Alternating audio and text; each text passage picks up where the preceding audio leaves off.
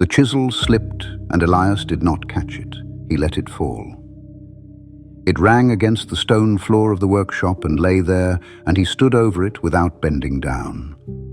Outside, the November rain came off the lake in sheets. The workshop windows were fogged. The single bulb above the workbench threw a hard yellow circle on the unfinished cabinet. 6 weeks of work, the joinery clean, the walnut grain running straight as intention. It was supposed to be finished by now. It was supposed to be a gift. His son had been buried 11 days ago. Elias picked up the chisel. He set it on the bench.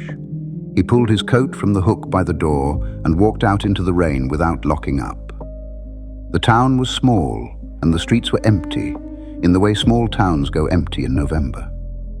He walked past the hardware store, past the diner where the light was still on, past the war memorial, where the bronze soldier stood with his rifle and his permanent expression of having accepted something.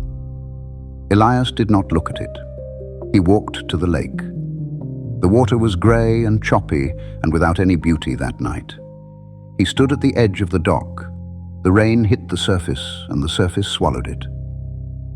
He had not cried yet. People had told him this was not healthy.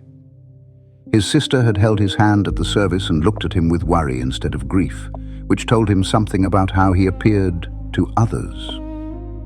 He did not know what he felt. He knew that when he tried to work, his hands did things incorrectly. He knew that he had not eaten a full meal. He knew that the cabinet in the workshop had his son's measurements built into it. The height of the shelves calibrated to where the boy liked to keep his books, and that this fact had stopped being a comfort and become instead a kind of blade. He stood on the dock for a long time. When he went back, he did not go home. He went to the workshop. He stood in front of the cabinet. The walnut was dark and the grain was honest, and the joinery at the corners was tighter than anything he had made in years. He had made it tight because his son would have run his fingers along it. The boy had cared about such things. He had learned that from his father, and this was something Elias had not let himself think about directly until right now, standing wet in the yellow light. He sat down on the shop stool. He thought about the wood. Walnut was not an easy wood. It moved. It had memory. You could not force it. You had to understand the direction of the grain and work with it. When you did, it gave you something no softer wood could. A density, a darkness, a surface that took the light and held it instead of throwing it back. The wood became what it was because of what it had survived. Pressure, time, the slow violence of growth. Elias sat with this for a while. The rain kept on outside. He picked up a piece of sandpaper. He began on the cabinet door, not because it needed it badly, because his hands needed something true to do. He worked slowly with the grain the way you had to. He could feel where the surface was not yet right and where it was. His hands knew the difference without his having to think about it. And for the first time in 11 days, this knowing did not feel like an insult. His body still working, still capable, still here. He thought about his son, not the last weeks, which he had been thinking about too much. He thought about the boy at 7 standing at this same bench, wanting to help sand. Elias had let him. The boy had gone against the grain immediately, the way children do, and Elias had put his hand over the small hand and shown him. With it. Always with it. The boy had nodded very seriously, the way he did when he was learning something he intended to keep. Elias kept sanding. He did not stop feeling what he felt.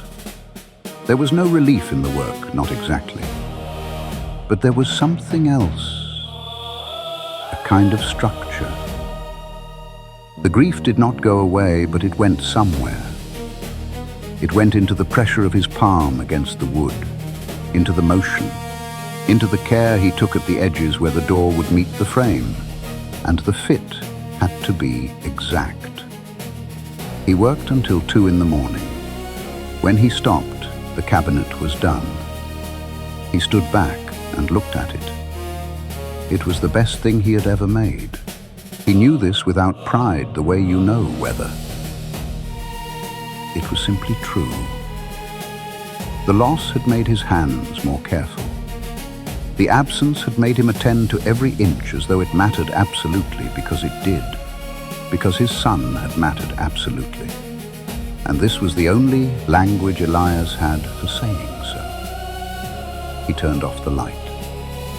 In the morning, he called a young man in town, a kid who had asked him twice about learning the trade, and twice Elias had put him off. He told the kid to come by the workshop at 9. Then he made coffee. He drank it standing at the window watching the lake. The rain had stopped. The water was flat and pale, and the morning light was coming across it in a way that was almost gentle. He finished the coffee. He washed the cup. He put on his work clothes and walked out to open the shop.